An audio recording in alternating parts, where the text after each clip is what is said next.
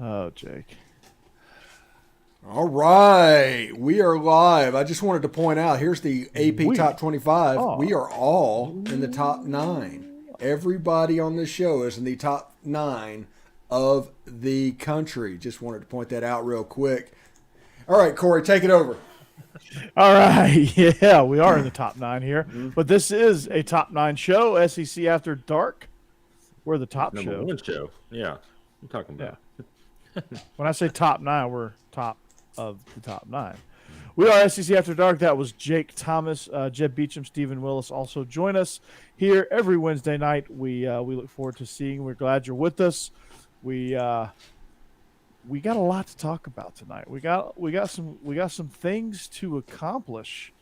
But first, we are brought to you by Bet Online. Football is back, and Bet Online remains your number 1 source for all your sports betting needs this season. You'll find the latest odds, matchup info, player news, and game trends.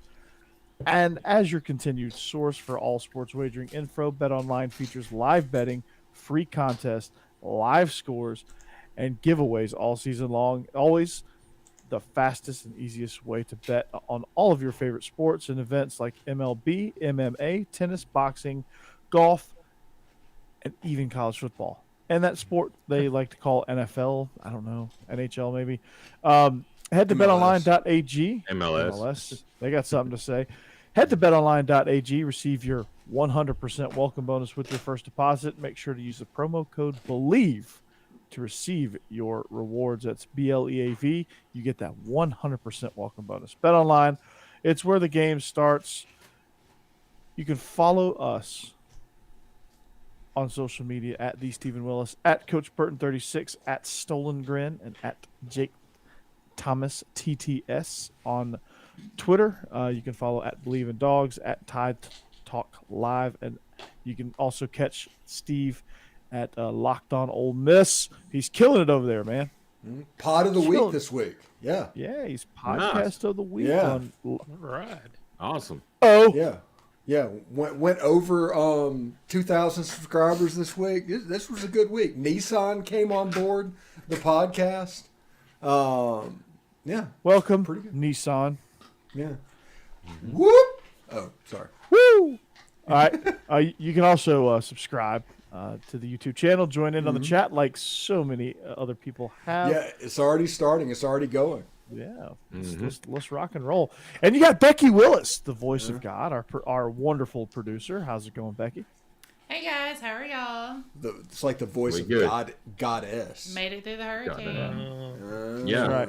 Survived the hurricane. Goddess. That's right. And had cable back for the games. Nice. Hey, winning. Yeah. Winning. All right, so let's recap last week. All right, it was an interesting week if you were a Georgia fan, say the least. Yeah. It was Pretty fun week if you're not a Georgia fan, to be honest with you. I enjoyed it. I enjoyed watching that game. I did too. interesting. It was interesting if you were an Ole Miss fan. You know. So where do we want to start, guys? I guess Georgia. Yeah, let's start with Georgia. All right. So, well, we're perfect. We're 5-0. That's all that matters, right? 100% attendance. 100% attendance. Yeah, there you go. It's all great. So, nothing else to see here, right? Hey, you survived a scare from one of the powerhouses of the SEC in Yeah. Missouri. Yeah. Seriously. You don't just go to Columbia, Missouri and expect to just get out of there. I mean, You don't props to Georgia. Props to them. They walked into the Lion's Den. They stole the Lion's dinner. Tiger Den, really. It's really a Tiger Den. It's Tiger Den. Yeah. It wouldn't be a Lion's Den. That'd be like North Alabama. Or we just walked into Detroit. Kind of the same thing, right? Yeah. So, anyway, on a serious note, Georgia, they're finding out that their defensive line depth isn't as good as they thought because teams have been having some success running the ball a little bit. Yeah, and we like to make fun of Elijah Drinkwitz. I mean, that's I think that's part of our business plan on the show is making fun of Elijah Drinkwitz. But he has brought that stretch play that Appy State made famous all this year, and they were running that with effectiveness against Georgia. And it's just basically just a stretch play. Just they really well. They're going to drill it, and I think who was the running back they had last year? I forget his name. They've ran the ball. Tyler Beatty. Tyler Beatty. It's been fairly effective running the ball. The last year they just couldn't really throw the ball with Connor Bazelak for whatever reason. And then Bazelak goes to Indiana. Beatty goes to the NFL and enter Brady Cook, Luther Burden, and I forget his first name, but Pete, number 22 is his name. Dude had a really, really nice game.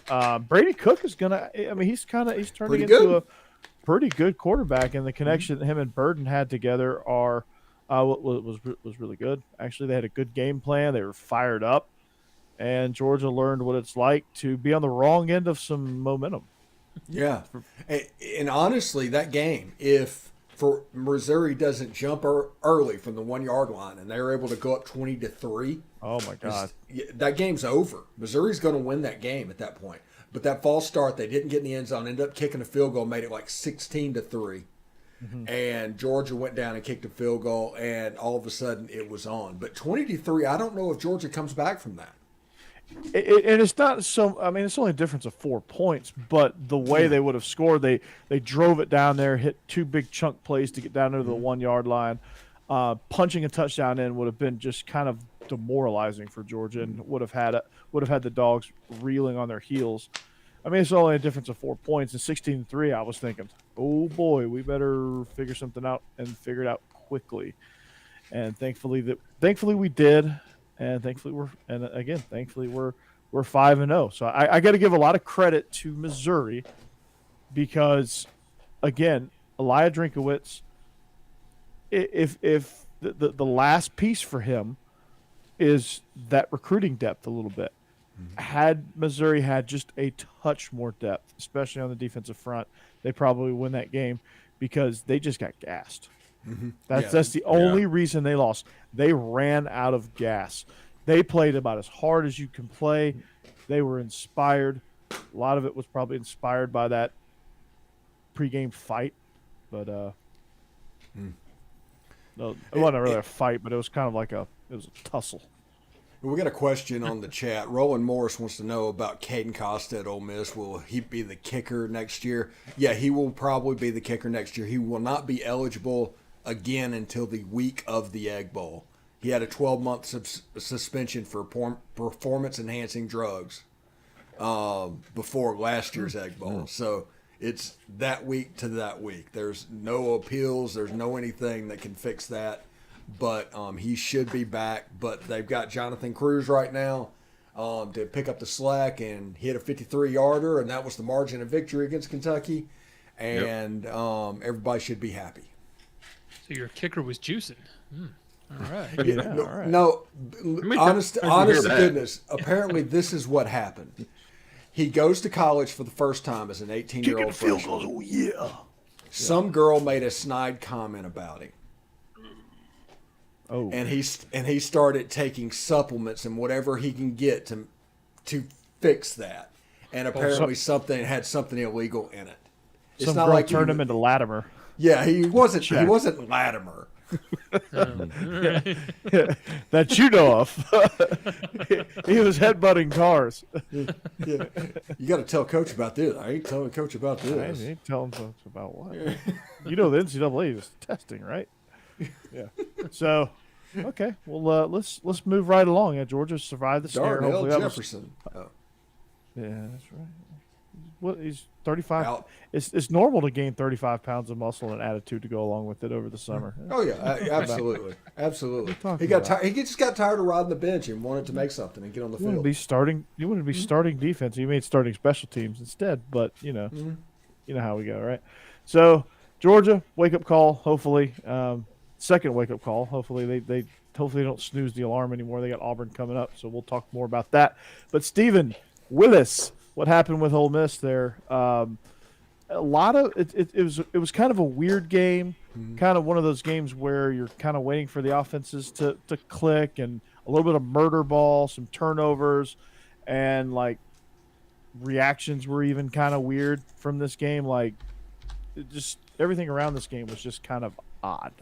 What was going on with that? Kentucky fans are obviously pointing to the 3 or 4 plays. Because if you're a football coach, if you're a football fan, you realize that 3 or 4 plays is usually the difference in any football game. So they're pointing at 3 or 4 plays as the reason they didn't win the game. The missed extra points, the targeting call, which nobody's going to get called for targeting when the helmet gets hit below the knees. That's not going to happen. It's never going to happen whenever you do that. But the flip side of that, if you look at Ole Miss fans, I told people to, like, without Barry and Brown and his 4 plays, his 2 kickoff returns and his 2 screens, Kentucky had 7 points and 200 yards of offense, and that was one of the most dominant displays of defense in recent memory in Ole Miss history. Yeah, I mean, it seems like the scheme change and all the transfers and the pieces that we broke down over the summer, Steve, is starting to kind of come together a little bit, right? Yeah, absolutely. Ole Miss, Georgia, and Alabama are in the top 4 in offensive points per game and top 4 in least points per game, giving up a game. So realistically, if you look at those numbers, those are probably the 3 schools that are going to be competing for Atlanta. Now, Georgia still has to beat Tennessee, and we saw them against Kentucky last year win a game when they had 13 minutes of time of possession or something like that. So you can't count Tennessee out at all. SEC, we're all representing every one of them. That is something pretty cool to me. Yeah, and considering where Tennessee and Ole Miss has been recently, and where Georgia was back in 2015, and where Bama was somewhere in their past, I'm not sure where. But, Before Saban. Yeah, pre-Saban, maybe. 2003, when Thomas Davis is going through the entire quarterback room. I think that was my last memory of Alabama not being dominant. But yeah, I mean, it's crazy that we're all represented, and Tennessee had a bye this week, right, Jeb? They did. So they beat BYE. That was good. No week I major stories. didn't have a heart attack. There you go. Jake, still waiting on Jalen Milroe to come in the game. I think that was Michael Vick actually that was playing on Saturday. Still waiting to see Jalen Milroe, but no. Alabama they got a little taste of adversity there with some special teams gaffes, but decided they were going to say, you know what, let's just smack them down and end this whole comeback bid, and they did just that. Jahmyr Gibbs and Jalen Milroe did just that, actually, and they just kind of shut down anything that Arkansas had.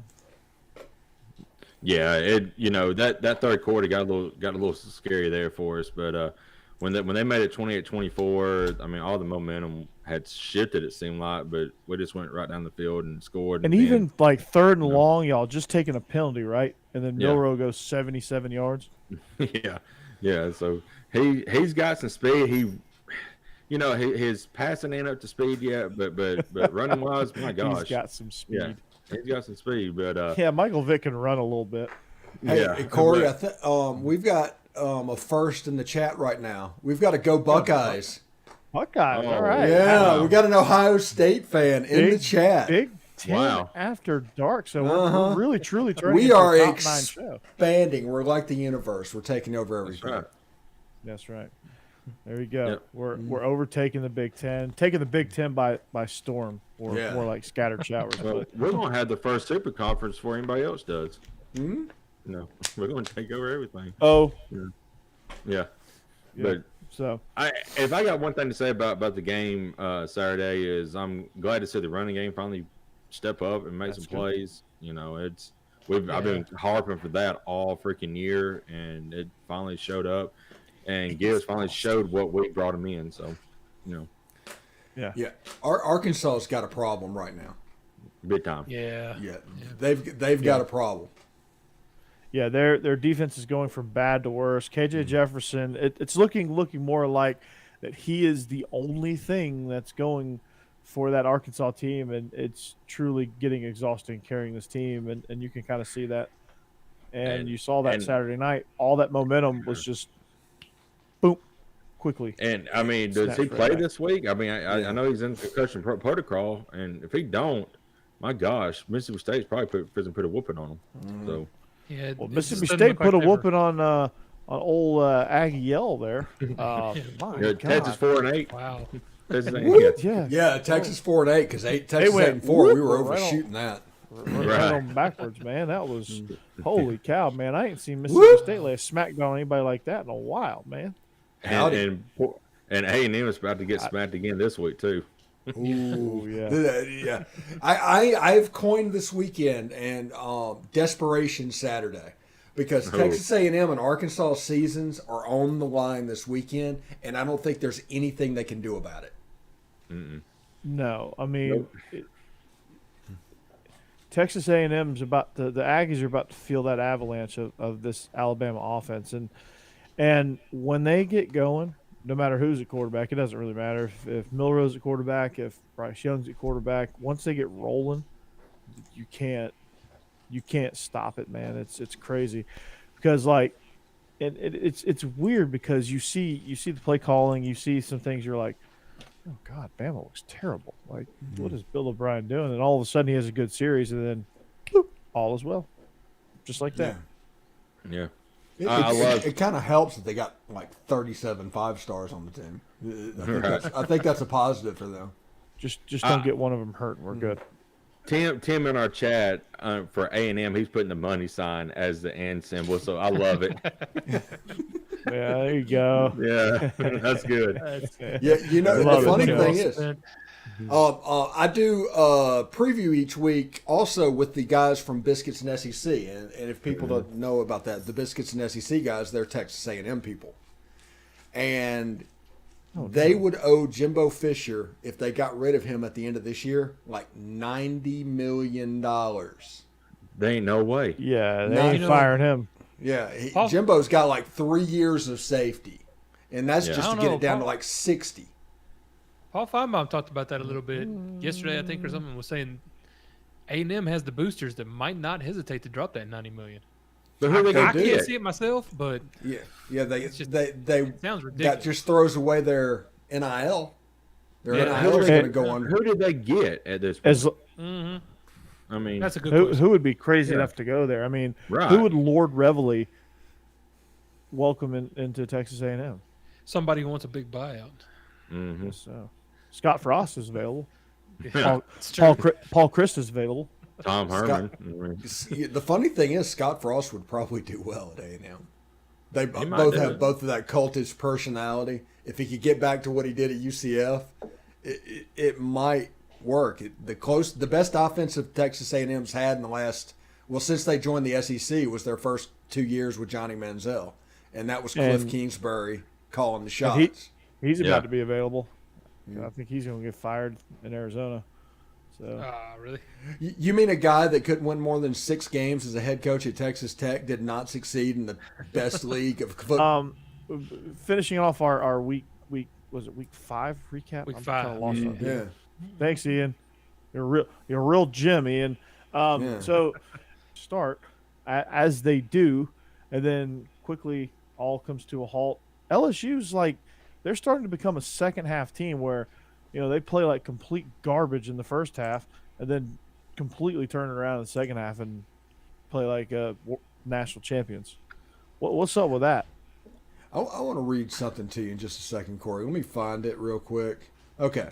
Auburn center Brandon Council on Georgia's defensive front, because Auburn plays Georgia this week, right? Oh, yeah. If we keep them out of the third down packages, I think we can demolish them, I believe. Oh, my God. That is the football version of suicide by cop. Pretty much. Play good. Oh, boy. And I don't know if Auburn's offensive line could demolish Troy at this point. No. That offensive line is garbage. Yeah. I don't think they could destroy Hillwood. Why would you give Georgia bulletin board material? Kirby's what? Kirby's like, okay. I mean, the only reason why Robbie Ashford is like second in rushing yards on that team is because he's having to run for his life every play. And Auburn's a team the that only thing he does well. Yeah. Right. I mean, Georgia's team is kind of feeling down. They need a big win, so I think they're going to crush them. That center is like, we need to go in there like a SWAT team, in and out, quiet the noise, and beat their behinds and get out. Please tell me that's Who is this this guy? This has got to be a fake. Oh boy. Gosh. Oh boy. What is he doing? No. Oh God. Seriously, I think Brian Harson's just trying to plan his exit at this point. Pretty Yeah. much. Like this is just. I mean, I appreciate the confidence, I guess, but not very smart. I guess he just turned on the film and Jordan Davis wasn't out there, and he's like, "Okay, let's go. We got this." Yeah. They don't have anybody.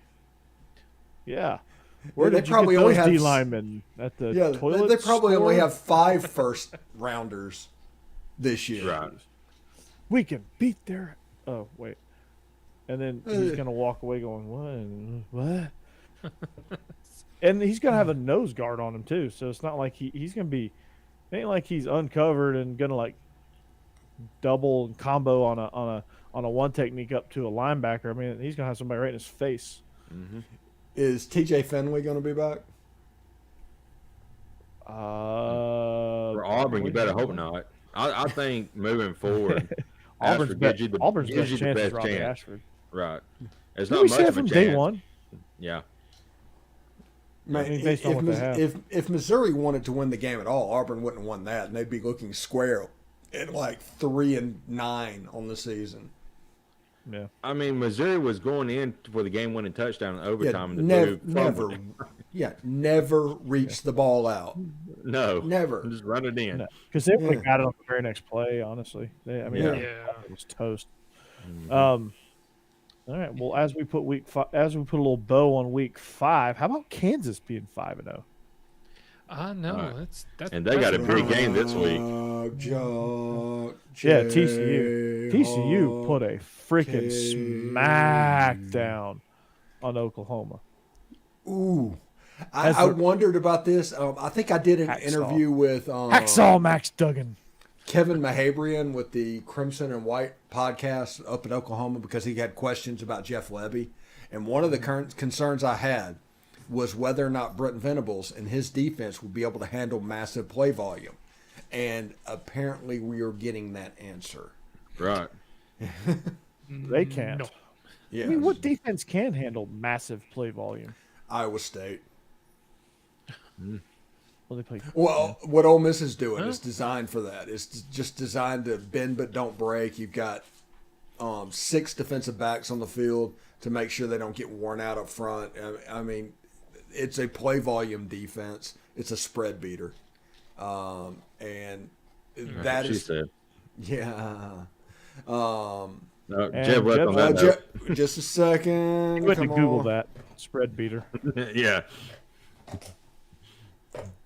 Yep. There we go. Yeah.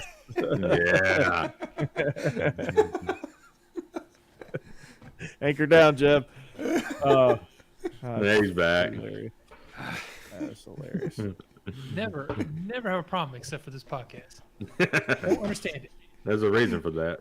I feel like Steve kicks me out every now and then on purpose so I can put that picture up. I mean, I wouldn't doubt it. So Jeb, tell us what a spread beater is. I know you Googled it while you were gone.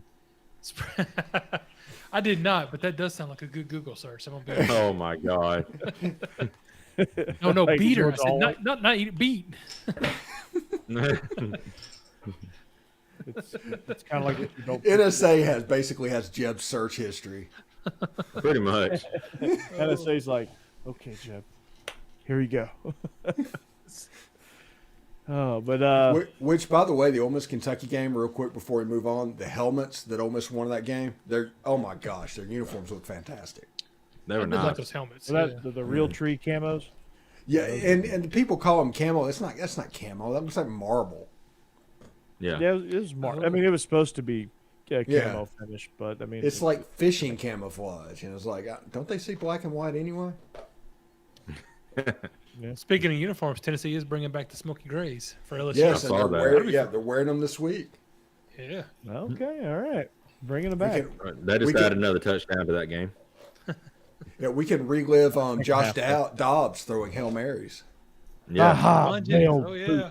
boot. The hobnail boot. We just crushed their face. All right. So let's put week 5 to bed. It's time for week 5 to go to bed. All right. So we got a bunch of games to watch. Let's start with the number 1 game that we were just talking about as Grandpa Steve with his glasses around his nose. Tennessee is At LSU. at LSU. Thank you. I almost couldn't spit that out. That's an interesting game. Tennessee is 3-point road favorites, which the way Tennessee's playing, the way LSU starts off games, I'm surprised it didn't start off as a 6.5 point spread with Tennessee favored. But I think that just means that LSU is just getting better. I have a question for this panel since we're all together. And my question is Tennessee good? I'm not saying Tennessee sucks. Is Tennessee good? Jeb? I would say yes. I don't think they're great, but they are good this year. Hendon Hooker is playing amazingly well.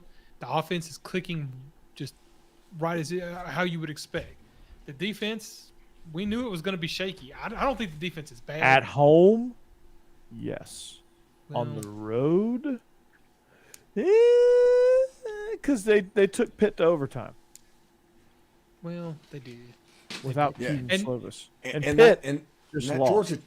Georgia Tech game. And Georgia Tech was the worst Power 5 team that I've ever seen, and that includes some Vanderbilt. Just Does that tell you how happy Yeah. they were to get rid of Jeff Collins? yeah.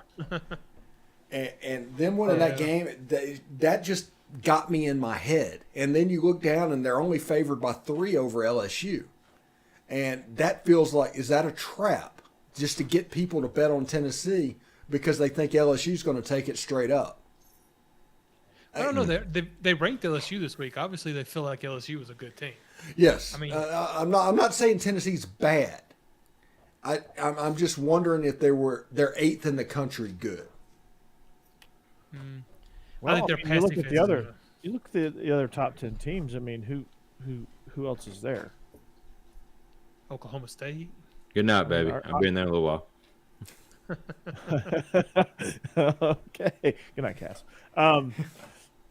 You look at the other teams. Okay, Oklahoma State. Compare them to Oklahoma State. Are they better than Oklahoma State? I think yes. About USC.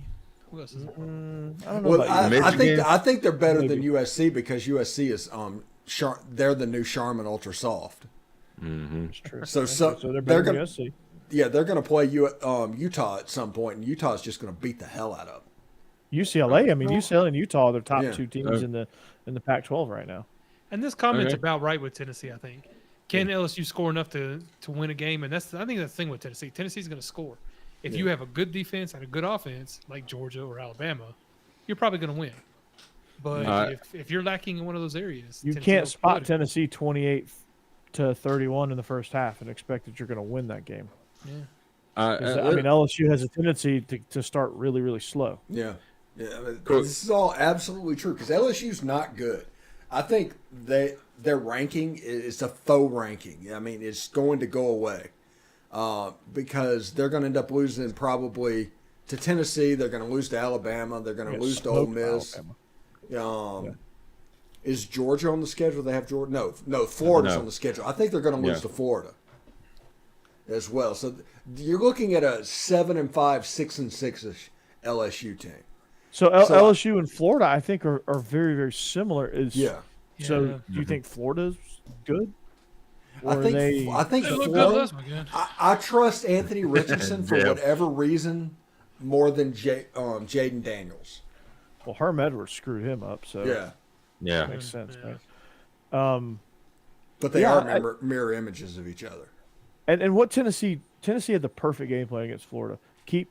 By running tempo, they kept the 400-pound D lineman on the field, and Florida couldn't handle it. Right. And then they let him back in the game somehow, but they just couldn't handle it. Like Tennessee had a chance to blow that game out of the water. Should Oh. have. Yeah. And I don't think we've talked since then. but they had a chance to blow that game out of the water, and they didn't. Corey, let's let the two brother-in-laws talk. Since we're talking about the 8, the ranking and stuff. Yeah. Do you think, Steve? Do you think Ole Miss is better? A 9-ranked Ole Miss is better than an 8-ranked Tennessee? I think Ole Miss is better than Tennessee right now. Yeah. Okay, there you go. I can't 100% disagree with that. I think Tennessee has got the better win so far, which is why they're ranked higher. But the teams they played, were they as good as we thought they were? Like you said, Pitt, I don't think Pitt's that good. And then Florida had a rough, well, at least a rough go against Kentucky. And Anthony Richardson didn't really seem to get himself going until that Tennessee game. And then suddenly he looked like a Heisman candidate. So I don't know. I woke up Sunday morning to Florida losing to Eastern Michigan. Of course, I know they went on to win, but I mean, that was weird having a game on a Sunday. And they do Hey, we've got bots. Jeb. All right. Best adult. Well, I like adults. Great. There goes Jeb's search history. Better than children. Come on. Jeb. No, okay, never mind. Oh, But boy, no, Jeb. I have trouble defending Tennessee's spot. Other than they've won every game that's been put in front of them, so I get why they're ranked there. They are. I don't think they're the best. One of the best teams in the country. I don't think they're going to be competing with Georgia or Alabama this year, but I do think they're getting better, and I love it. I love it. Their draft classes keep coming in like they look like they are. Yeah, I mean, Tennessee's getting back. I don't think 2 years ago when you hired Josh Heupel and people were going, oh, we're never going to be whatever. Didn't think in a million years you'd be sitting here at number 8. But this Tennessee team reminds me of, what Arkansas kind of. I mean, not really to that degree, but what kind of Arkansas was. I think they're better than Arkansas, which means I think they have more sustainability. But when Arkansas just all of a sudden they turn around, they're in the top 10. They play Georgia, they get smacked down, and then they're never heard from again. But I think Georgia broke them. But Tennessee sitting there at 8, probably gonna rise a few more spots before it's all said and done. And then that Georgia clash, it'll be number 2 versus. They'll probably get as high as 6 by the time they play Georgia. No, because they play Alabama before then. Because we play Alabama in the meantime. So our next games are LSU, Alabama, so they're gonna smack down Georgia, and Alabama. Kentucky. I mean, I'm just kidding. Or no, it's Kentucky then That would Georgia. be a fun game. Our next 4 SEC games. I mean, will tell us. Where is the Bama game? Is it? It's at home. It's second. It's in Knoxville. Yeah, it's in Knoxville. If Tennessee can beat LSU, and I Bleav the week after next week is Alabama, right? Yeah. Mm-hmm. That place, Neyland Stadium, will be a zoo. Like Ole Miss last year, zoo. Bring your mustard bottle, bring your golf balls. That place is going to be nuts. I think as long as it's close against LSU, it'll be a madhouse. Now, if we get blown out by LSU, maybe not, but that's the only way I see it not being. But if we come out the next by 4, LSU, someone's injured. If we come out of the next 4 SEC games, having won 2 of those, like going 2-2, Tennessee will have had a great season already. These next 4 games are going to define it for us. Well, we got UT Martin somewhere in there, so the next 4 SEC games are going to define this for us. Yeah. So maybe Steve's right about this being a trap game because maybe they're thinking that Tennessee's overlooking towards Alabama next week. And I've heard people say that, and I understand why people say that.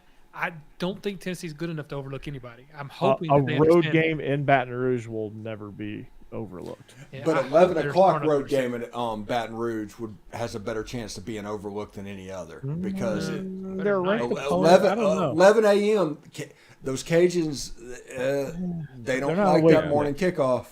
They're not awake yet. I see They're not that. drunk They're enough just- yet. I just don't think it'll be. I just don't think it'll be overlooked. I think Tennessee will be ready. I don't even know if Boudreaux will be up. Yeah, I mean for LSU, they're probably not going to catch their win till the second half, which is kind of their story anyway. So, and special teams is truly special for LSU. So, But that Georgia Tech win over Pitt's just messing with my head. and I don't blame you. Yeah. But now But that was with a new coach. imagine Bill O'Brien walking out at Georgia Tech going, "Yeah, we should beat Pitt." I wish. Because I've heard Coach Prime has visited Auburn twice now. Yeah, Auburn, you can't believe anything that's said because those boosters are a disaster area. I still think the hiring Bobby perfect fit Petrino. of all fits is Coach Prime to Georgia Tech. Yeah. That'd be a great fit for, but I don't know. Georgia Tech In is- Atlanta. Yeah, program you can't really talk about facilities or anything that Georgia Tech is lacking whenever he's thinking of coming from Jackson State. Mm-hmm. Yeah, but it is Prime. He doesn't. He has a different set of expectations, I guess. But we're not the Georgia Tech After Dark show, so we can get off this one. But Arkansas, Mississippi State, that game is going to be interesting, especially A blowout. yeah. When I say interesting, I mean like we're gonna watch the Pirate do his best work. I mean, we were almost spot on with Mississippi State. We knew they'd be kind of fighting there in the mix. We knew there was going to be kind of like a jumbled mass from 3 to 6, and Mississippi State looks like they might come out of the top of that pile. Yeah, They look good, man, and they did what they should have done in Baton Rouge. Yeah. yeah. It's That's year the 3, problem. Mike Leach, man. Year 3, Mike Leach. It's the dangest thing. And it might be great, but the problem with Mississippi State is they tend to be streaky. They can have a great game and then a terrible game. So I just never know what to expect out of them, I know. which makes it fun. That's as a fan. Arkansas is dead last in the nation in pass defense, and Mike Yeah, Leach is on they're the schedule. So Yeah. It's not going to get any better. What you're saying? yeah, They're I don't like their chances, especially without KJ Jefferson, because the rumor is he's in concussion protocol. Oh, if he doesn't play, and he may not play, and and this is Arkansas season. Like I said, I coined this Desperation Saturday, and that is because Arkansas and Texas A&M, they cannot afford a loss for the lofty expectations that they had, and neither of them are probably going to be particularly close in the game. No. And Arkansas has 5 and 7 staring them directly in the face. You can get them to 6 and 6 easy, but then you just think about it. It's like between Auburn, Liberty, and Missouri, they're going to lose one of those games. Yes, they will. Hey, you're probably right. I mean, Auburn beat them last year, and now they have to go to the Plains. And I know their pass defense is atrocious, but once Bryce went down, we beat them on the run, and on the ground. So I mean, Arkansas is doing this thing where their pass defense is so atrocious, they're having to compensate in it, and it's killing their run defense too. I've seen this. This is the 2018 Ole Miss formula, to where you have a hole and then you try to compensate it, and by week 4, all of a sudden anybody can do whatever they want to you at any point to you. And it's so the hopelessness with a defense like that. Whenever it's a 1-score game and 4 minutes left and you're kicking off, you're up by a touchdown, and you realize there's no way you're winning this game. You're not going to make this stop. It's like the 2008 Georgia team where they were scoring in record numbers, but they couldn't stop a nosebleed. Yeah. This might be a situation where Sam Pittman gets rid of Barry Odom after this season. That is how bad this season could end up going for Arkansas. Well, he's just gotten stubborn, and the drop 8 stuff that he brought to the table is good and all, but sometimes you have to adjust a little bit, and he just hasn't done that. Well, you had Jalen Catalon, who was a legit first team All SEC. Yeah, and he made the defense work from his position, and he got hurt. He was out, and I think Joe Fouché and Greg Brooks transferred to LSU. They haven't replaced those defensive backs. It's not the talent level that you would expect for an Arkansas team, and teams are just victimizing Arkansas. Basically, you have somebody that runs at quarterback like Cam Newton. He doesn't throw like Cam Newton. He does run like him. And he tries to launch from the 5-yard line like him. Yeah, that he did that, and it worked last year against Ole Miss, by the way. That's where he learned to try that. And cost him though. It cost him this year. But that loss to A&M, and then last week Alabama, they're going to lose to Mississippi State. They have who's their other Eastern team that pops up? They got Missouri that pops on their schedule, and who's the other one? Let me look that up. All right. So and then you have Mississippi State coming. You have Ole Miss on the schedule still. Was it South Carolina? Yes, it was South Carolina. Yeah. So they got to win there. But you still have so many things. Liberty and Hugh Freeze is coming to Fayetteville, and you saw Missouri State They give still have them. BYU too on the Yeah, they have BYU. Yeah, BYU's. Oof, and that's in Provo, if I'm not mistaken. I think so. Yeah, And Yep. it is. I mean, Arkansas has a ton of problems right now, and the least of it is honestly what KJ Jefferson is going to do, or if he's going to play or not against Mississippi State. That's the least of their worries, and that right there should tell you how scary this is for them. Absolutely. So, I mean, they could easily be a bottom driller in the West. I mean, Well, they got with Auburn and A&M in there, so Well, I mean, you have them three fighting for the last spot in the West. Texas 4-8. yeah. Right. So that brings us: is Bama going to break A&M? In Well, hell, Revenge game? Yes. Here we go. in So, and I wanted to do it with Jalen Milroe at quarterback. I Yeah. wanted to beat him by 35 points with Jalen Milroe at quarterback. No Bryce Young. Just to be completely the midnight yell, they're going to do everything. It's like, you think they're going to be quiet? You just like, hey, we're at the microphone and nobody's talking. It's like, Yeah. I'm not going to. So I had to Google University of Alabama, and I said, what is their number one research site? It's Ancestry.com. Oh.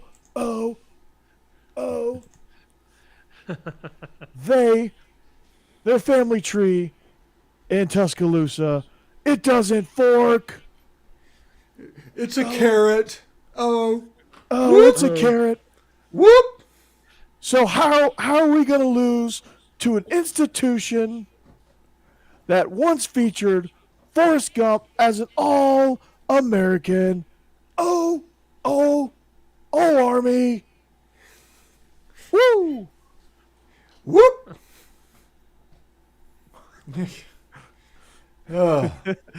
It's a cult, people. It's a cult. Yeah. There's no way to get around it. It's a cult. The latest Aggie Yell practice just reminded me of Brick Tamlin from Anchorman. So where did you get those suits? At the toilet store? The insults are just Somebody needs to let them know. If you're gonna like do burns, you should watch that '70s show or something because it's absolutely terrible. Mississippi has too many vowels. the only test that they can pass They know. is a sobriety test. No, we can't. It's like, what? He said that when I was like, huh? I'm lost here. That's what think you. But the best one was the Appalachian State one. What was that? Yeah. Those And then got toothless morons. And then they paid 100. They paid 1.5 million to get smacked around. So this game is going to be really fun. I hope they do. Who's the third string quarterback? He's like some freshman they're talking about. Ty Simpson. Ty Simpson. I hope Ty Oh, Simpson you talking plays. about Alabama? Oh, yeah. Yeah. I hope Ty Simpson plays in this game. He probably will. Personally, I'm with Early. you. I want Alabama to win big and be nice and comfortable, so they're not angry at all next week. What year was it? Yeah, what year was it? Hey, we what- still got Will Anderson. He's going to be angry anyway. What year was the 59-0 SmackDown? That was the year I got married, 2014. Oh. All right. Congratulations. Let's relive Yeah. 2014. It was actually that day we got married. We was in the reception hall watching it, and it was 59-0. I remember that. You're a Steve, Bama you fan. get You got married married in on the Egg fall. Well, you know, Yeah. I knew we was going to win that game. So Well, you could probably say that about just about anybody. Cass, wake up. We got to talk about this here. Oh, no, y'all. So y'all got married in 2014. I got married in 2013. Steve Well, got married. 2000. There you go. Before that. I was going to say 1800, but anyway. Yeah, we got married. Believe it or not. Oh, you Steve talk was about the born in Texas A&M 1700. Me and Becky got married on Eli Manning's debut game in the Music City Bowl against West Virginia. Oh, nice. That's what it was. It's awesome. You mean Chad Powers? Chad Powers. I Wow. love that. I love that skit. Going That back was, in time. that was Mannings so- are just fun. and to think, I hated Eli. She said what, Corey? Well, I tell you the reason why is most of her. I was just family- calling Steve old. Yeah, most of her family are Auburn fans, and I think that week Auburn was off, so we had a. Oh, so. Well, I mean, Cassidy, most of her family being Auburn fans. I don't know how I feel about that. I don't either. I don't feel nothing. Is Cassidy a big prayer circle person? Disappearance. Yeah. Interesting. When did Cassidy know that she was an Auburn fan? No, she's flipped several times before we got married. Now she's a Georgia fan.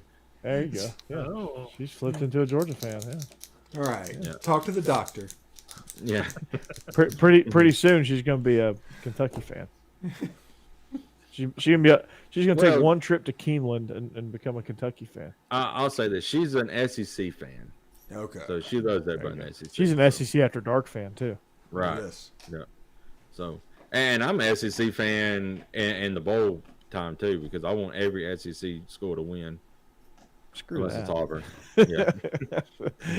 Yeah. I'm rooting for the only teams I'm rooting for are the ones that aren't rivals with Georgia. So that's like 3 teams. Hey. And they usually don't make it. When it's And December I usually can't root for 27th, Bama because we're playing against each other. when Right. it's December 27th, and I'm watching the Armed Forces Bowl, I'm rooting for Mississippi State. Yeah. I was the biggest Golden Knights fan in the Gasparilla Bowl that you've ever seen. Hey, in your they life. may make a New Year's Bowl this year. May. I'm not saying they will, but they may make. A New If Year's I'm not Bowl this year. mistaken, Tim Skelton's been putting scores in the chat. It was like 3 or 4 scores. SMU's getting beat by UCF, and I think We're at Wednesday Night Football now. Okay. Yeah. Auburn should really look at UCF's coach. I think he might have the future. Hey, wait. Yeah. Wasn't he there before? And they fired him for no reason. Just balls on. Win, Yeah, they should, win 9 they games. should, and they lose. should hire that Malzahn guy. I think he has a Yeah. future as a Power 5 You know what's coach. funny is Malzahn is whooping up on Rhett Lashley. Yeah. Yeah. Which was his Auburn offensive coordinator. Yeah. That he- LSU is a different. That was his sacrificial lamb. He's like, oh, I'm going to give up the offense, and then he like made it hell for Rhett Lashley. So he's like, see, it's not me. And then he fired him. Yep, they basically been doing a trick playoff in this game, in the first half of this game. Oh my God! Yes. Oh, yeah. Yeah, it's at 41-13 UCF. Oh my Good God. Lord. I bet John Rice is having a game. Yeah, I saw one of those trick plays that UCF ran. They did like a wide receiver sweep, then he passed it to another guy, then passed it back like a flea flicker to the quarterback, and he threw it to the wide receiver that went out wide, and I think Yeah, got it was a lost screen about 2 pass. yards. Yeah, and they lost it 5 was yards. So weird. Yeah, it's so weird. I might need to check the highlights of that one. Yeah, Yeah. it's just basically like an and one mixtape of college football. Hey, I'm for that. So like when Auburn was playing against Houston in the Birmingham Bowl, I was like, yeah, go Cougs. Well, I was too. Speaking of which, if anybody cares about the Houston Cougars on SEC After Dark, which nobody does, Locked On Cougs will debut Monday. We finally have a Houston Cougars show, which Nice. he said he's going to debut with something. But if they win the game, they're going to talk about how amazing it is. If they lose the game, they're going to start talking about Dana Holgerson needs to go. The So farewell that's tour gonna- for Day. yeah. That's probably going to be true. the farewell tour. Yeah. Yeah, It's going to he be the needs- farewell tour. Yeah, and with Dana Holgerson, somebody's going to have to drive him out of the building because I don't know if he's allowed to drive. Yeah, that's true. Well, they did that for Jeff Collins, and Yeah. they did that for Scott Paul Frost, Crest. Scott Frost. Herm Edwards. I mean, they met Herm Edwards on the field. Yeah, they didn't let You're- him. you're- They didn't even let him get outside the lines of the field. How ruthless is that? I think Brian Harsin might get fired at halftime Saturday. Well, they don't want to do that to the interim coach. I Or heard that whatever, after the Ole Miss game is when it might happen. That bye week. It's already happened, bro. Yeah, I mean it. Yeah. But yeah, so Cassidy, when you said what Corey, and before you mentioned LSU is a different story. I thought that was Coolio, Becky. that was good. That was Welcome, good, John. Yeah. John says he just assumed that because we didn't have a show, I was mourning Coolio. I would. That was. Yeah. Jeb's morning. It actually wasn't Hurricane Ian that destroyed Steve's ceiling. It was Steve rampaging because Coolio died. Yeah. Yeah. Yeah. The last second, Ian wobbled a little bit, and it put the eye like 30 miles from my house when it was supposed to basically hit my house. Yeah, we got lucky. Yeah. Although it was still bad. Fort that Myers thing got- was that Fort thing was Myers a got monster. Crushed. Yeah. Yeah. Fort Myers got destroyed. And then the daggum gators, swimming in the water. Your wife's family okay? Yeah, they're gonna have to redo a lot of stuff in their house. They're gonna have to pretty much gut everything from the bottom half down in their house. They took water damage more than wind damage because they live right there by the bay. Okay. So they got about 3.5, 4 feet of water inside their house, Oh, wow. and some people trying to loot. Really? Really? People Oh, are that's terrible. monsters. People are 'Cause- monsters. They are. Because That's they're and you know how they know. They had some, of course they have contacts down there, and they have all the contact information with their neighbors because they're not down there all year. So they said their neighbors went by and checked on it and saw their master bed floating across the living room, and it had footprints on it where people, I guess, had stepped on it and tried to ride it through the house and look for stuff. Not sure what they were going to find, but Bunch of everything that wall was stuff. valuable was under 4 feet of seawater. So I'm Right. not sure what they were going to get, but yeah, no, I I think think it was a monster. We had 6.5 hours of Cat 1 winds. Yeah, that thing was a monster when it landed. My God. and for those hurricane illiterate people, what is Cat 1 winds? What is? Over 75 miles an hour. Jeez. Sustained. Jeez. I mean, Yeah. it's not just like a wind blow and then it stops. It's constant. But when it hit Fort Myers, it was more like 150 miles an hour. Yeah, that was. I'm not even saying we're anything like that, but even here, we're directly in the center of the state. Yeah. I mean, for it to have Cat 1 winds by the time it reached you guys was, I mean, that's pretty impressive of a storm. Yeah, I'm just impressed with my Labrador going out and taking a piss in a hurricane. I didn't think the dog would do it. Just straight did it. It was like, I don't give a crap. It's just a little bit of wind, you little wussies. It was like, whoa. Your lab's like, Then went back to sleep. Yeah. Yeah, it's like, it's no big deal. It's freaking little bit of wind. Steve, do you Where's my remember food? Hurricane Opal? Do you remember Hurricane Opal? I remember the name. It was like in 97, 98, somewhere like that. Dude, it brought, I mean, it had some sustained power. It came up through the Gulf, through the Panhandle, and up across Alabama, Georgia, into the Carolinas. It was still a Cat 1 hurricane when it hit Atlanta. Ooh. I remember it went going through through. a lot of land. I remember. Yeah, I mean, it was a Cat 5 hurricane when it hit the Panhandle. I think it hit Pensacola that year or something like that.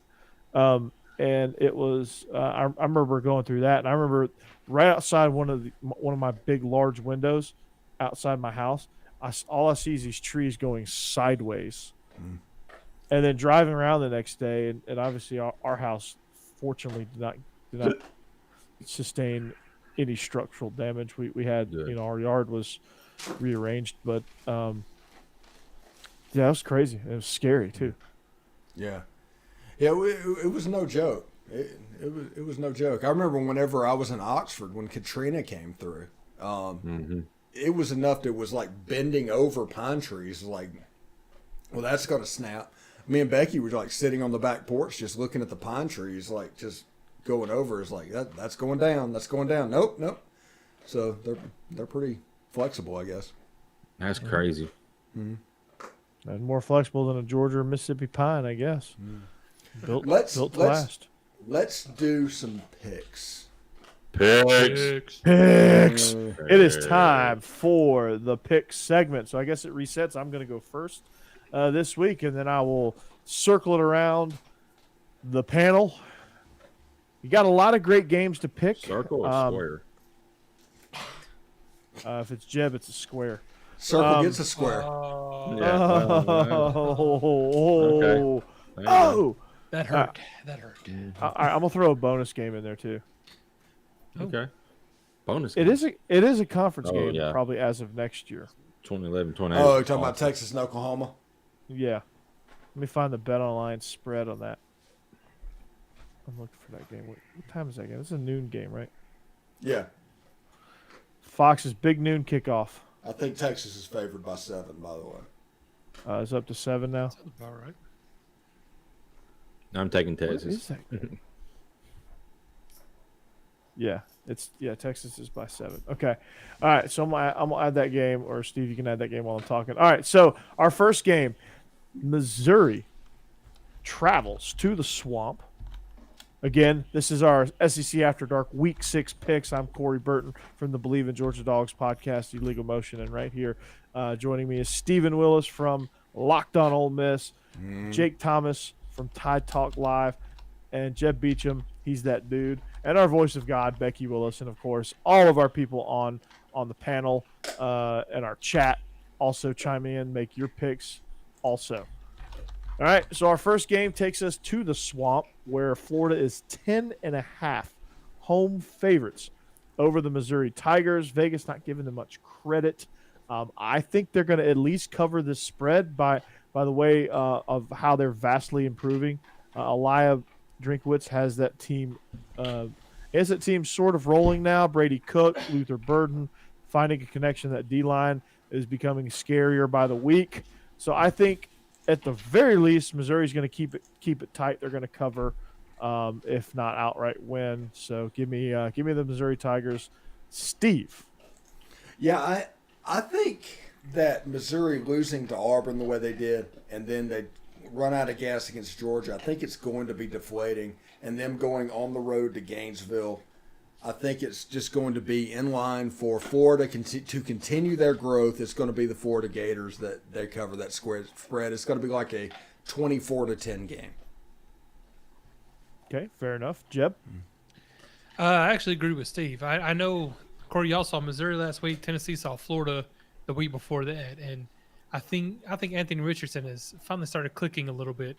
Now, it could just be that Tennessee's pass defense was that bad, but that's what we're going to wait and see here with Missouri. But I'm picking Florida to actually be able to cover that spread because I think Florida stepped up.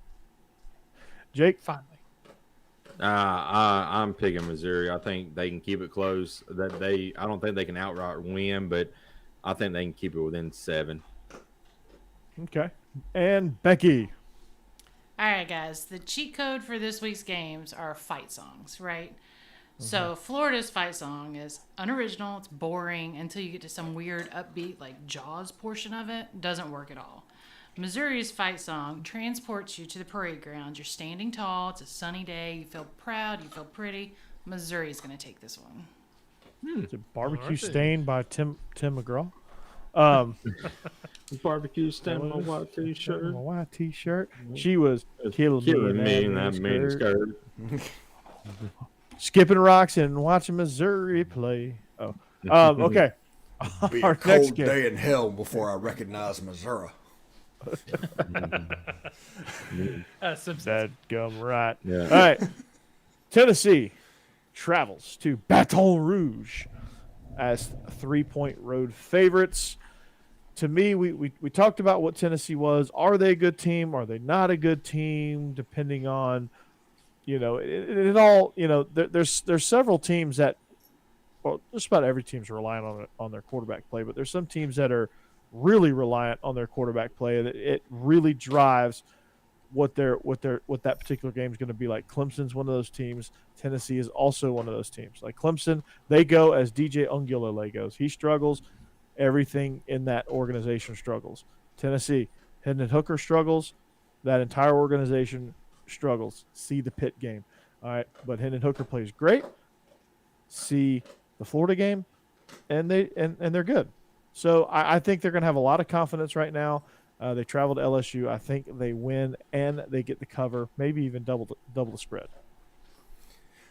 Yeah, I brought up the point earlier is like, how good is Tennessee? Is Tennessee good? Is this line a trap? That is my concern. If Vegas just is putting this at 3 points to just get people to bet on Tennessee because they know something. I'm going to take Tennessee because in my heart of hearts, I think Tennessee is a better team. But like I said, that Georgia Tech Pitt game is just in my head, and now I'm in my head, so I'm probably missing this game. I think Tennessee will struggle in the future, but I don't think it'll be this week. I think they will end up beating LSU fairly well. It's not going to be a blowout or anything, but I think Hendon Hooker keeps advancing his case for a Heisman trophy up until next week when Alabama probably takes that away from them. It's 11 o'clock kickoff. If it was a night game, at LSU, I'd probably pick LSU, but I'm picking Tennessee here. I think they're going to do enough to win and just try to keep everybody healthy for the Bama game next week. And Becky. Well, Tennessee's fight song, Down on the Field, is like a confusing carnival montage music. They mash together as many sounds together as they possibly could. It's awful. LSU, on the other hand, that's a solid-ass fight song. You're pumped and you're feeling good. I'm picking LSU. All right. And they started Baton Rouge, calling Baton Rouge starting out. That is a good song, though. Chance of rain, never. Chance of rain, never. But that's only at night. Yeah. So we're saying Tennessee is going to have a fantastic voyage, slippity slide. All right. Our next game, the next team is not going to have a fantastic voyage in my mind. It's Arkansas traveling to Mississippi State. Mississippi State 8-point home favorites in the land of the cowbell. They are on fire right now. Their defense is flying around, making plays, turning the ball over. Will Rogers is throwing dimes. It is year 3. They even ran a little bit on Texas A&M, Mississippi State, and they don't run the ball. So they are on fire. Arkansas is literally on fire. Their program is it's starting to smell like a dumpster fire. So I'm going to take Mississippi State to win this game. I think they're going to win. I think they're going to cover. They're going to win big because Arkansas is hustling backwards. Steve. Yeah, I think it was Sam Pittman that said, you don't know whenever you go on the road if the person's going to bring whiskey to the party or they're going to bring sodas.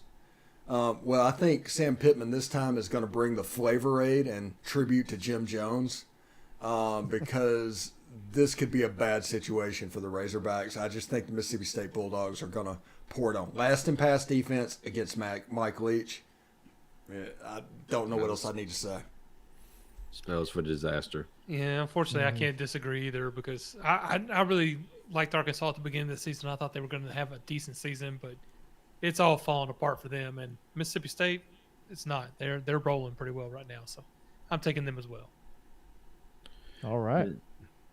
Outside of the second half against LSU, Mississippi State has been really, really good this year, and I think they keep pouring it on. And if KJ Jefferson doesn't play in this game, Arkansas has zero chance.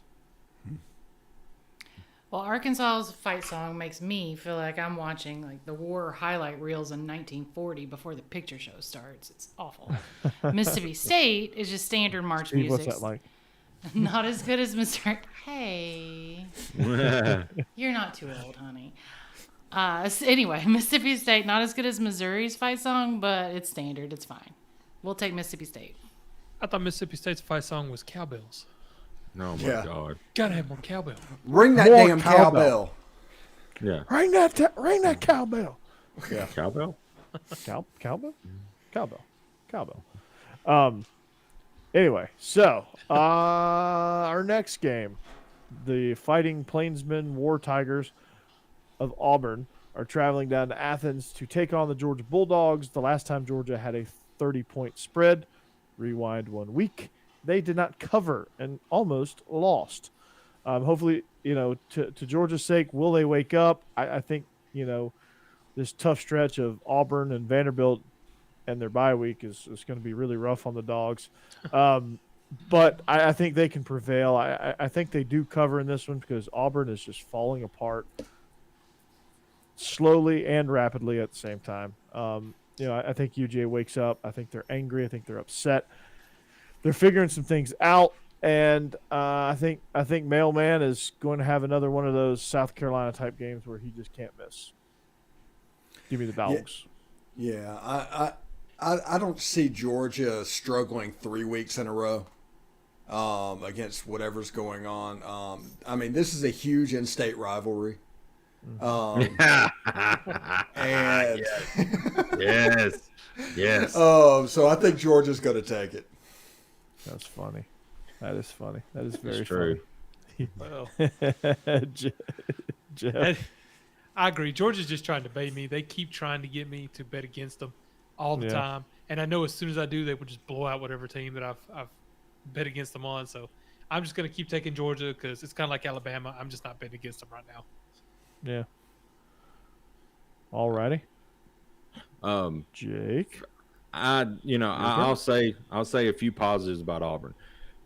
Do not ever play, Finley ever again. Robbie Ashford is your guy moving forward. He needs to be.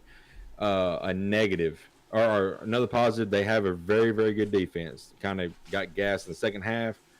A negative, you're not utilizing Tank Bigsby, who is your best bet on offense, enough. And, that has hurt y'all this year. So I just don't see how that's going to change anything this week. I think Georgia rolls. Yeah, before Becky gives her pick, also the rumor is Auburn freshmen and the underclassmen are asking for red shirts. Yeah, I heard that. Ooh. Yeah, that's a problem for this coaching staff and for that program this year. It's a dumpster fire. Mm-hmm. Yep, they know it. They see it. They see the writing on the wall. It's not good. So, All right, Becky, take it away.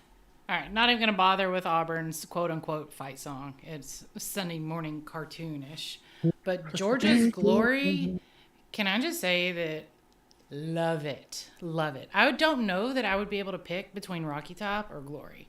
It is that good. Super pumped all the way Georgia. I'm sorry. It sounds like I've been working on the railroad. You keep talking, son. Yeah. You keep talking. That is perfection. I've been working on the railroad. Mm-hmm. That's the game we're going to pick later on. Yeah. That's the other school that has that.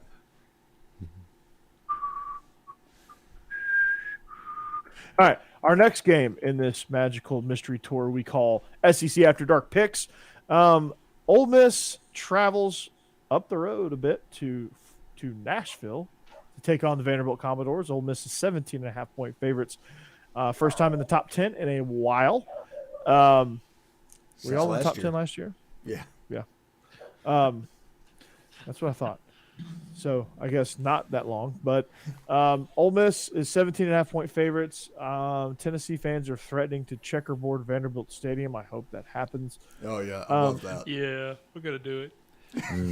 But but Ole Miss, I think they're going to cover this one pretty easily. I mean, Vanderbilt is Vanderbilt. They're playing better, but the results aren't quite there yet to back that up. But if you really know football and you really watch Vanderbilt, you can tell they're a totally different team. The results just aren't coming through yet. Which keyword is yet. Clark Lee is building something there. You just have no idea what he walked into, and it was a mess. So, needless to say, that's not going to help him this week against Vandy. I think Vandy covers, but I do think you see a competitive Vanderbilt team. Steve. You picked Ole Miss. You said Vandy covers. Oh, did I? Yeah. Oh, you picked Ole Miss. I did pick Ole Miss, and I am going to pick I say Ole Miss covers. Okay. I was wondering. I was like, what did I say? I think this is a game. Vandy is not a very good run defense. They're not a very good pass defense, but they're going to have to stack the line of scrimmage to deal with Zach Evans and Quinshon Judkins, and that is going to be make a coming out party for Jackson Dart, a reality. Ole Miss the offense is going to look like a Lane Kiffin offense.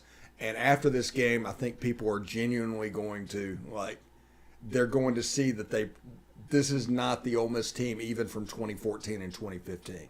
This is a completely different animal. The talent that this team has is ridiculous. And I think they cover actually fairly easy. And this is going to be like a 45 to 10. Oh, wow. Okay, yeah. So that's a definite Vandy cover. Wait. I'm tired every day. Tired every day. That's just how I live now these days. All right. Who's next? Jeb. Yeah, I took Vandy in our picks, and now I can't honestly tell you why. This is a Come on, because Jeb. Ole Miss had their struggle win against Kentucky. No. This is a rivalry game for Vandy, and they played better than I thought they would this season. They've actually looked good in some It games. was a top 10 team. They didn't against others. I feel like Vanderbilt may actually come into this game and play as hard as they can, and just surprise you and maybe score late and just keep this game within about 14 or 15. So that's the reason I took them. I don't think they're going to win in any way, shape, or form. But, I mean, Ole Miss has the ability to blow them out, no doubt. But I think if there's one game Vandy really steps up and plays hard, this is going to be it. There you go. This is not going to be Tennessee. And Cass, before Jake says, Auburn is not far from LaGrange, Georgia. Where I grew up is not far from LaGrange, Georgia. It actually took me less time to get to Auburn than it did to UGA, just so you know. It's crazy, right? So, in UGA in South Carolina? yes, it is. UGA is the greatest school in South Carolina. Yeah, duct tape and bubble gum. I'm almost weekend at Bernie's here. Football season down the stretch run is very, very exhausting.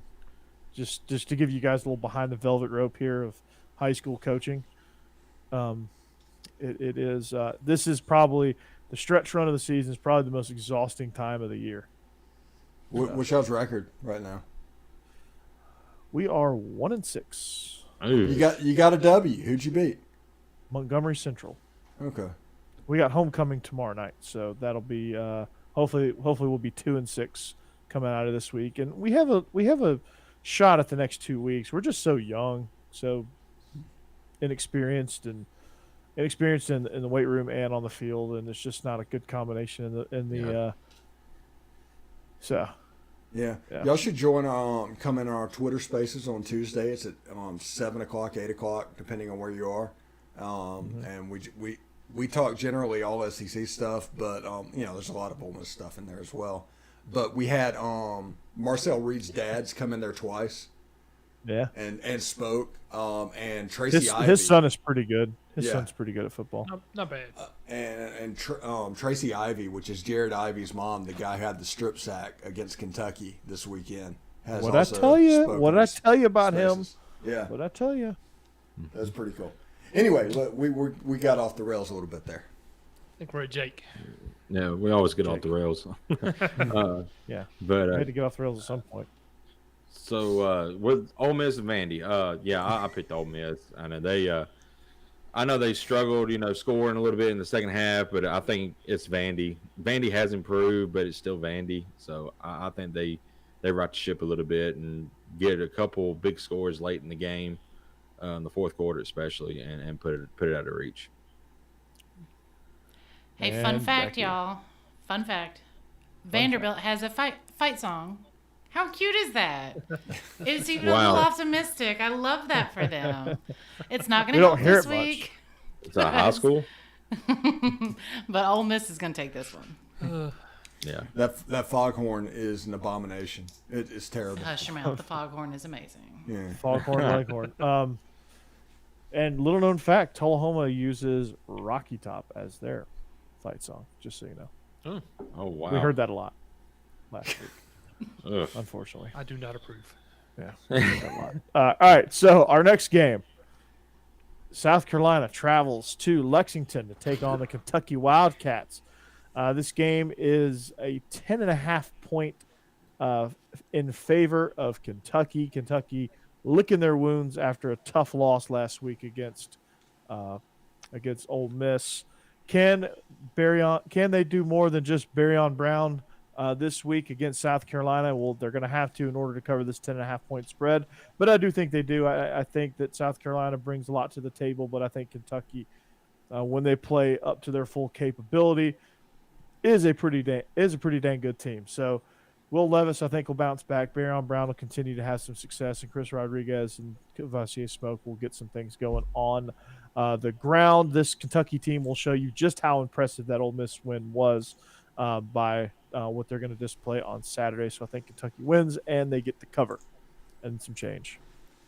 Yeah, what's the difference between Spencer Rattler as a quality SEC quarterback and Bigfoot? Bigfoot has at least been seen. Yeah, Bigfoot's been spotted. And I think Kentucky, even though they had a hard loss this past weekend, they're going to bounce back. And this could be a 28-point game against South Carolina. Yeah, I just don't think Marshawn Lloyd is going to be able to do that much. Spencer Rattler is probably going to throw the ball into coverage, which is his MO. And this is like a 38-10 type game. He's going to have some cool Instagram reels, though. Mm-hmm. Yeah. That's all he cares about. Yeah, I agree. I was a little worried with Kentucky because they did struggle this past week, especially offensively. But South Carolina, I still laugh when people talk about them competing in the East over the offseason. They're just terrible. And so, no, I think Kentucky covers. They're like 20th in the nation in blitzes, and they're 126th in sacks. And watching that Ole Miss Kentucky game, not because Steve is sitting there, but I think that game was more about Ole Miss shutting down a really good Kentucky offense, because Kentucky did some good things. They fought their way back into that game, but they just couldn't finish. They turned the ball over, and a lot of it was Ole Miss. Yeah, Kentucky tried to play murder ball against Ole Miss, which is the pathway to beat this Ole Miss team over the last couple of years. They couldn't do it. My favorite saying from Israel is Otis Reese had Will Levis upside down praying to Jesus, and the ball was dislodged. So, all right, who's next? Jake? Yeah. Has USC or South Carolina been within 10 in any of the SEC games this year? I don't think they have. I think it's both of them's been blowouts. So I see this being another blowout. I don't think they can keep it within 10 against Kentucky. All righty. Becky. Well, Kentucky's fight song is as standard and forgettable as it gets. So I've already forgotten why y'all think Kentucky's so great. I'm picking South Carolina. Oh, wow. All right. 2001 Space Odyssey. Here we come. We're living in a South Carolina paradise. Oh, okay. All right.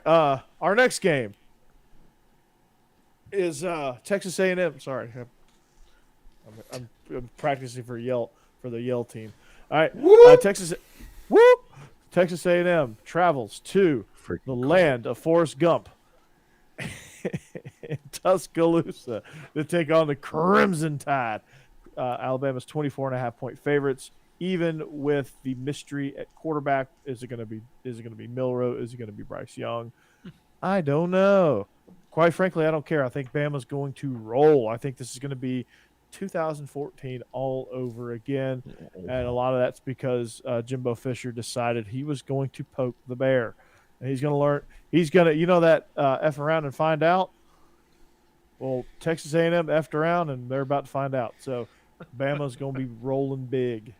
Steve.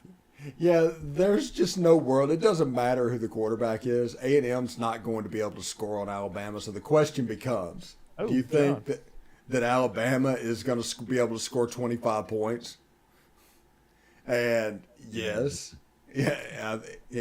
obviously. And here's the scary part about this game. Bryce Young is the GOAT.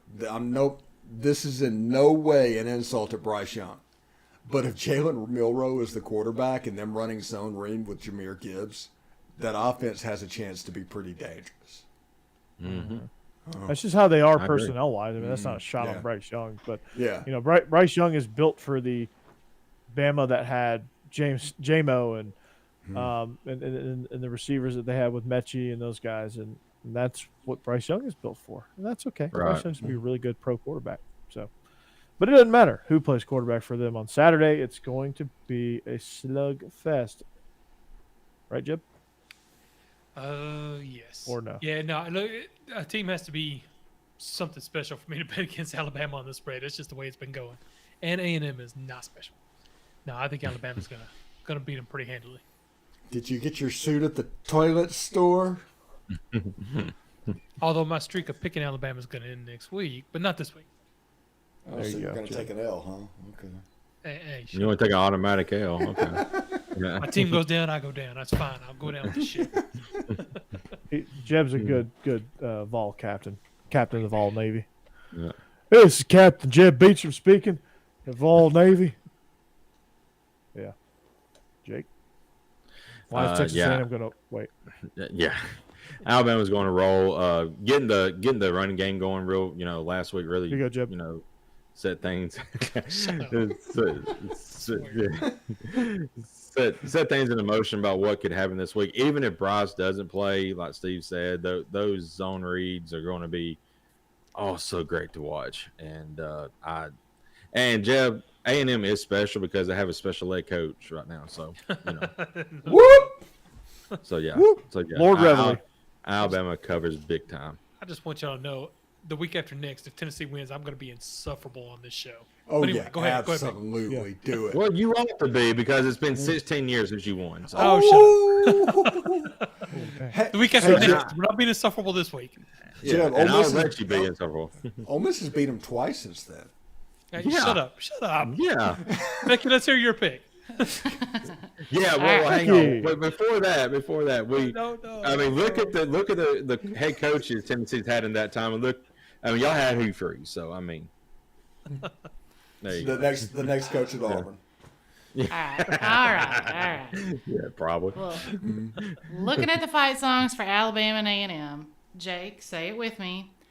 Thank you, Boy Scouts of America, for letting us use y'all's music for our fight song. I thought that was really generous. Oh. I like it. Oh. On like it. the flip side, A&M, hells yes. This gives me flashbacks to being on the grinder, marching for 4 hours because some dummy can't tell their left from their right. And oddly, that's a happy memory for me, so I am taking A&M. She's in It's the a Hey, little glory Corey. days. Corey, pick. can you bring that L up back up? I was fixing to say. What that? There we go. Becky can take You know- that L. There's just like serving them. 3 or 4 upsets next week. Becky might catch up to us in the rankings. Hey, I'd like to pick out that last week only one person picked Missouri correctly. Well, that's just So- true. It surely wasn't me. Yeah, Surely but you let me wasn't me. pass you this week. I'll say that's a slide because in every pick'ems that I'm in, including at work, I'm in last place. I suck at picking games, and you let me pass you this past week, Becky. So come on now, step up your game. Terrible. I've been married for a But long time. I know how to let y'all feel good about yourselves, all right? But I did win on this panel last year in pick'em. So Yeah. John. So what does that say about us? you're kicking my ass right now. So. John, I approve of you talking about Derek Dooley that way. The garbage can. That's what I assume he meant. No, Butch he Jones. means Talking about Butch. Butch. Butch. Hey. He's talking about Butch and the dude that held the garbage can the Yes. entire game. When they were trying to be Still gimmicky over there, it is like, whoa, y'all are being Walmart Payless shoe gimmicky. We need to just step back and come up with something that's legit. Even Mississippi State, like having a basketball goal on the sideline where people could dunk, was better than the trash can. Right. Because nobody ever dunked in the trash can. It's just the dude holding it up. It's like, what are you doing? It's not even painted. It was just a gray trash can with like letters on the side. It had Well. the decal around the top. Had the checkerboard. Like Well, small. everything has the checkerboard. There's a chance that all garbage cans have that in Knoxville. That's Well, on campus. Yeah. All right. Our last game, our bonus game, which will be a conference game very, very soon. Yes. It's the Red River Shootout. Texas, it's a neutral ground at the Cotton Bowl. Texas is 7-point favorites against Oklahoma. I just don't trust the Longhorns, and that's the only reason I'm going to pick Oklahoma here, because I don't trust the Longhorns. It's don't trust the OU. lesser of two bad teams. I mean, quite frankly, I don't think either team can win this game, but somebody has to, right? So it's going to be Oklahoma, and they're the underdog, so all they have to do is win. Keeping with Becky's theme of fight songs, and you've got the Boomer Sooner thing that gets played more than Rocky Top from Oklahoma. And then on the other side, you've got The Eyes of Texas Are Upon You, to the theme of I've Been Working on the Railroad. I know Becky loves that tune. I think Becky's going to go with I've Been Working on the Railroad. I mean, The Eyes of Texas Are Upon You. The eyes of Texas are upon you. Spoiler.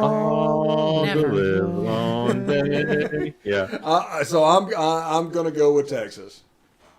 Yeah. And Becky's surprised. Becky's leaving the suspense here on the spreadsheet. Go ahead. She might not. Jeb? We remember. No, I don't know. Both these teams are kind of bad right now, but I have a little more faith in Texas and Oklahoma. You know, they can play really well. They played really well against Alabama. It just depends. So I'm going to say they're the ones that step up this week and cover that spread. I'm taking Texas. Supposedly yours is supposed to be back this week, so that may, swing things in Texas's favor a good bit. And Oklahoma, last couple of weeks have just looked absolutely like garbage. So, and you don't see that a lot with an Oklahoma top team. They're used to scoring a lot of points. You had Michael Vick. I mean, Hacksaw Max Duggan just running all over. That's right. the smell that Oklahoma is putting out right now. I live in a neighborhood that has had spoiled food sitting out to the road for a week, and we are not smelling as bad as Oklahoma does. What is going on in your neighborhood? Hurricane. Hurricanes. Oh, well, that's true. Yeah. Yeah, trash is supposed to be picked up, I think, tomorrow. Oh, And when's the last time these two teams met and neither one was ranked? Ooh, It's been a while. It's been a long time. OU has they have the weird Jedi mind trick on Texas. So that's there's that factor. Becky? I mean, everybody does in the Big 12 right now, but anyway. Becky don't get paid enough to pick Texas for anything, so I'm 100% picking Oklahoma. Yeah. Yeah, Becky. You guys get paid? Sorry. No, Becky. Thanks. No, that's a dub right there. Oh, yeah, whatever. That's a dub. Dub. No. Hey, it's a rivalry game. Texas is going to get up for it. They got up for Alabama, so it's Right. Should be really good. Hey, and thank you for everybody for participating in the chat. We will be here next Wednesday as well. Subscribe to the page to be able to participate in the chat. We only had one bot, and I don't know how they got in, but they did. They got in. They got past our security, Lord Reveille. next week. Yeah. Feels like Jeb searched something. So I asked Lord Reveille, what were the requirements to get into the University of Alabama? And I said, do I need my transcript? And Lord Reveille said, no, just your dental records. Oh, Whoop. Army, whoop, whoop, whoop. Now go take this L. Yeah, I don't know if that L is big enough. No, it's not. No. It probably needs to be a block letter in that font that the Vanderbilt V is in, and take up about a poster board. That's the L that A&M is taking home. And Arkansas probably. So Yeah. So yeah, Vanderbilt's got the oddest logo because it's clip art, and then it actually looks good on a helmet. So Yeah.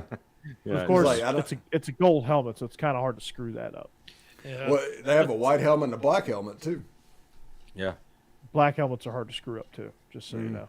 Yeah. White so helmets, they did a good job with this. Okay, so I know it does. Well, you got to let Cass design the L. Well, my pen went out.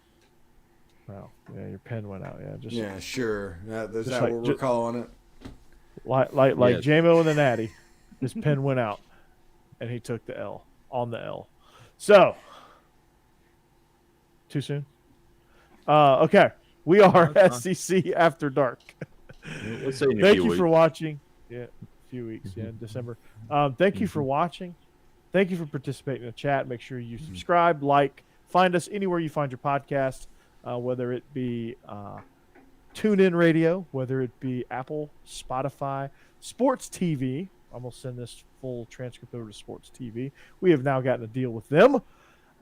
Make sure you check us out on the YouTube channel. Make sure you check out Steve on Locked On Ole Miss, me on Bleav In Georgia Dawgs, Jake on Tide Talk Live, and Jeb, you just check He's a him out normal right here on person. Wednesdays. Yeah, You he's check a him out normal. on NSA's Most Wanted He's a Googlers. normie. Yeah, you can see him in a garden as a garden gnome. Later, John. See you, John. See you, John. But we are SEC After Dark, presented by BetOnline.ag. We thank you for watching. We thank you for listening. Tune in next week. We'll be back better than ever with some more SEC action. Good night and go Dogs.